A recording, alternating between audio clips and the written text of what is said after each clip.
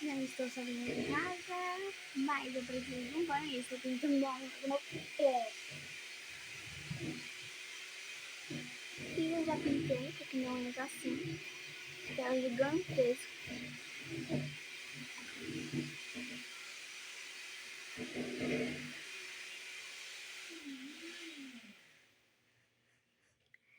Eita, coisa perfeita.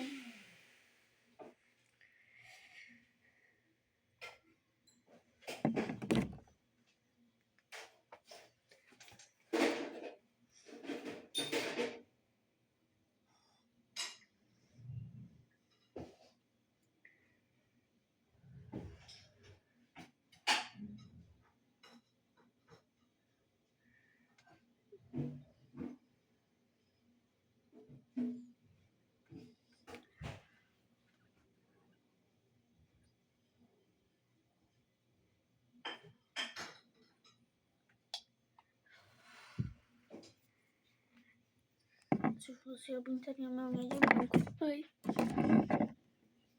Mas eu não sei pintar, fazer o quê? Não sabe pintar o seixo, né? Não sei qual esmalte usa.